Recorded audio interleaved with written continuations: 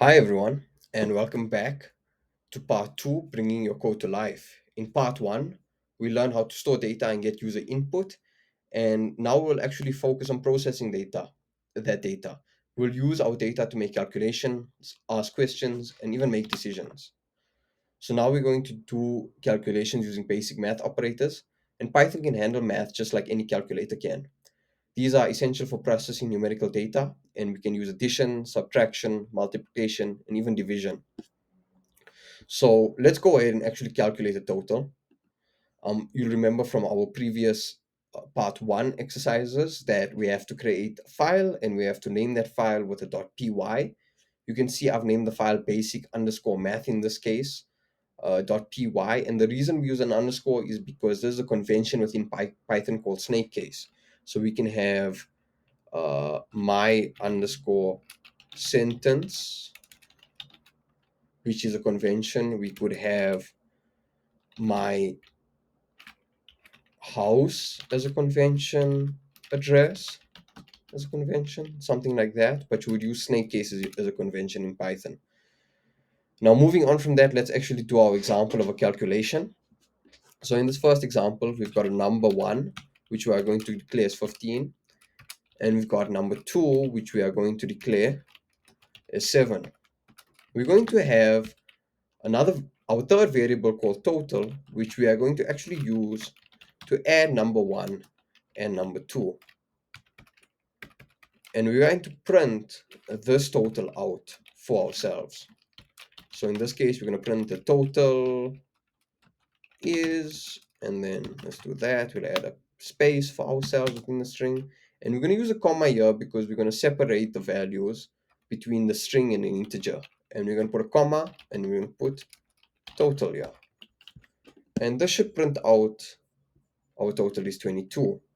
Awesome. So again, let's clear our terminal. We'll see that again. We see our total is 22. Again, it feels great to be a developer. And then we'll be moving on to our next step, which is actually comparison operators. So to make decision, our code first needs to compare values. And these operators always give back one or two answers, true or false. There are different operators. The equal to, which is a double equals, the not equal to, which is an exclamation mark and an equal, greater than with a larger than sign, and less than with a less than sign. And you can even have greater than and equal to or less than and equal to. And I'm going to be showing a few of these examples. I'm going to be showing a few of them right now, and we're going to create our file called comparison.py. And we're going to actually take from our example here where we have result is equal to 10 is equal to 10. And if we just think about that for a second, 10 does equal to 10. So this should return true. So let us print our result out. And we're going to have true, which is awesome. And then what if we do an incorrect comparison where we say result 10 does not equal to 10? Is this going to show true or false? You, if you chose false, you were correct because it does show false. I mean, you can even use something like larger than in this case or smaller than, but we know it's false, so it will print false. Just as your thought is, so does a computer think. And then let us do maybe a valid one here. 9 is larger than 10. This is an invalid one. Apologies. It should print false. But if you say 9 is smaller than 10, we can see it prints true. Let me clear so we can see better. And then let's say 11.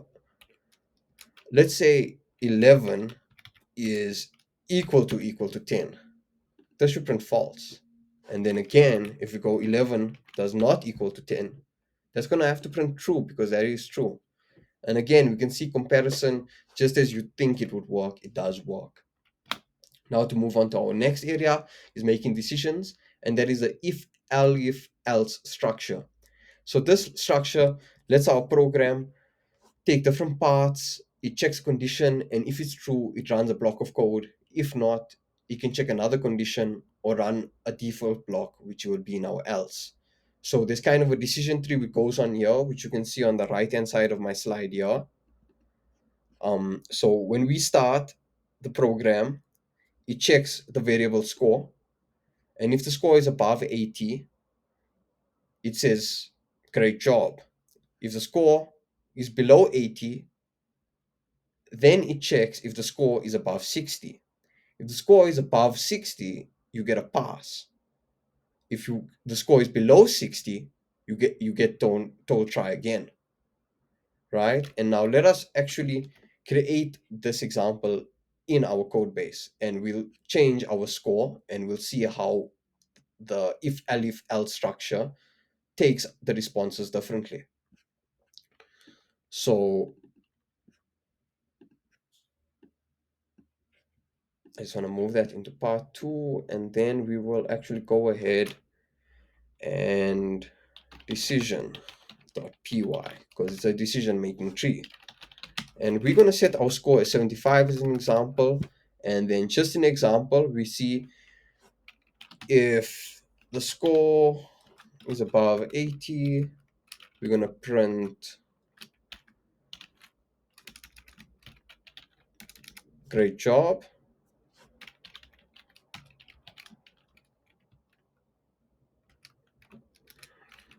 If our score is above 60, we're going to print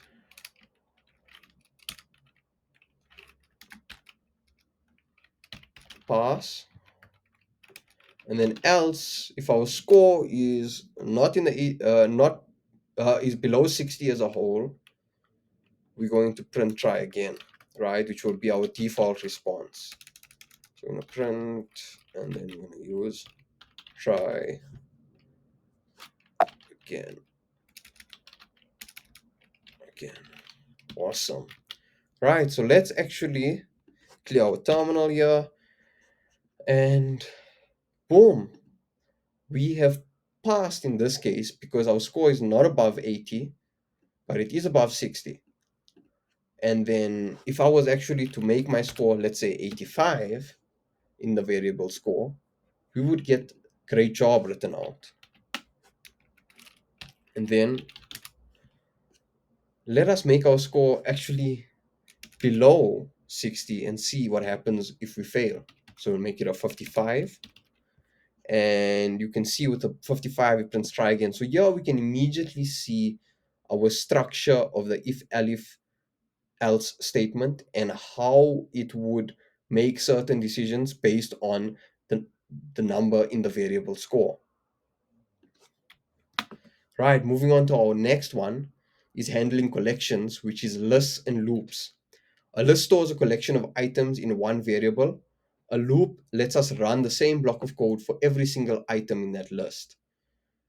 So in this case, we have 3 colors, red, blue, and green. And then we're going to iterate or go through each item in the list. And within that list, we are going to look at each color and print which color we see in that order. So let us actually make it. So I'm going to call this loops.py. Remember our .py, guys. And then let me just move that into part 2's folder. And then we are going to make our list of colors as in example. So we've got colors is equal to, and then we're going to have red, comma, blue, comma, green. And again, we have a new data structure that we've actually seen here, which is a list. And a list is declared when you have a list and you say list A, for example, is equal to an empty list. That is an empty list, and this is an item in that list. You can even have numbers in the list, but that you can study further. Just to note as well, the word list itself is a keyword which does some type of operation and is reserved, and you cannot use it in Python when naming variables. Same with the word str, which we use to change our integer from our string in our previous part, and so is the word int, a reserved variable. Right, now that we've knocked that out, let us actually iterate through a list or loop through a list and run the same block of code within that list. So I'm going to say for every color in colors, I want to print that I see the color, and let it be, put a space there, and let us actually use our variable color within our for loop. So color would represent each item at each stage. So I'm going to actually print something else here. Or maybe let's leave it simple for now. Awesome. And we see if we print out red, blue, and green. I see the color red, I see the color blue, and I see the color green. So our instructions in this case, in this file, actually said go through each item in the list colors and print out each color. I'm going to show you another type of for loop. In this case, this is a for each loop, and you have another type of for loop which actually deals with numbers. And what I'm going to do is I'm going to comment out this code. And usually when you add a comment to code, which is kind of like a documentation, you add a hashtag and you say this function, for example, below, let me remove that actually, this function below prints something. It's kind of a documentation in the file. And when you run the file, this comment actually gets kind of ignored by the system because it's just for you to read. It's not for the system to output. So we're going to put print A like that. And we can see that that whole part doesn't get printed. If we were to comment out the print function, nothing would actually run in our thing because it's commented out and it ignores it. Right, now that that's covered, I'm going to show the second loop is the for range loop, which actually goes and iterates through indexes and numbers. So we've got in this case for index in range, and let's say we want to start. Let's say we just want to go to 10, and let's see what happens. Let's print each index. Awesome. So we can actually see that we print the numbers 0 to 9. So this tells you something, that the range here stops before the actual last number. So if we were to put 10 there, it stops at 9 as seen. And if we were to put 9 here, that would mean it would stop at 8, right? And then and so on. And then we can actually see something else here. Our index always starts from 0. So although we only print from numbers 0 to 8 here, there's actually 9 numbers including 0. So if we wanted to start at 1, what would we do? So we can have a look at the range method here, and we can see it has another type of implementation. So here we're currently using the first implementation, range stop, tells where to stop. But we can actually tell it where to start, where to stop, and where to step even. So I'm going to show the start and the stop only. So we're going to tell it in this case, I want to stop at 1, and I want to go all the way till 10. Let us clear our terminal. I can type clear even, and we can press the play button. Awesome. And now we see again, it starts at this number, which is 1, which we specified, but it still stops 1 before 10, which is at 9. So now if we actually wanted to print towards 10, we would actually have to put 11. And we can see now it prints from 1 to 10 instead of 1 to 9. Another method I'm going to be showing you that you can use is actually to skip. Let us say we were in a situation where we actually only wanted to print every second number. We would actually put 2 here. So we're going to use the start stop step range object. And we're going to run that, and we're going to see it only prints 1, 3, 5, 7, and 9. Let me clear the terminal, so that's the only thing you can see, 1, 3, 5, 7, 9. So that means if I put 3 here, it should only print 4 and then 8, I believe, 4, 7, and then 10, right? So this is a very good use for when you want to skip and do the certain type of operations, or to check only the second number, or to view only the second number, or print out only the second or third number. And we can actually even go in reverse, but then we would have to change up our thing, because we're going to tell, now remember, our first number is inclusive, our start is inclusive, our stop is exclusive, and we've got a step. So if we start at 10 and we go to 1, what's going to happen? It's going to print out nothing. And why? It's because our step default is actually 1 here. So it's trying to go 1 up every time. But in this case, we want to count backwards. So we're going to say you're going to go -1. And let us print. And we can see it actually prints all the way from 10 but till 2. Because remember, our second number here is exclusive. So if we wanted to print till 1, we had to make this 0 with the step of -1. Now, I know this has been a lot for you guys to take in, but I hope you've enjoyed the lesson so far. And we have actually covered all the fundamental building blocks here, right? We're going to look at the final tool, which is reusable code with functions. And this is something which is very common in the practice, which is the correct way to practice development and coding, is to actually make things reusable, because we don't want to have to try type out our sums and everything that we have to do every single time all over again. And because of that, we make something called a reusable function. Now, what is a function? It is something we can call a block of organized reusable code that performs a single action.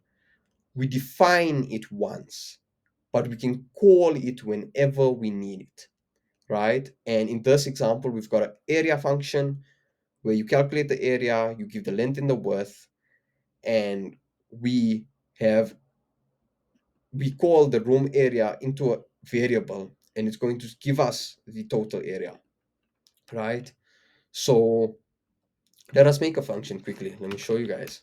So we're going to actually use the def keyword as seen here, and the def keyword actually tells the file or the Python code that what's coming afterwards is going to be used as a function, right?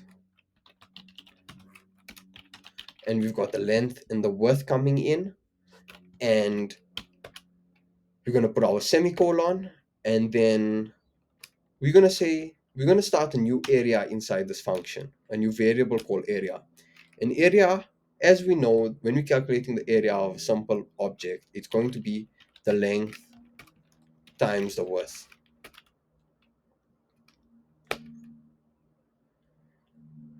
Now, what happens with the specific area? We have only known the print function so long. So maybe we can have a look what happens if we call print area.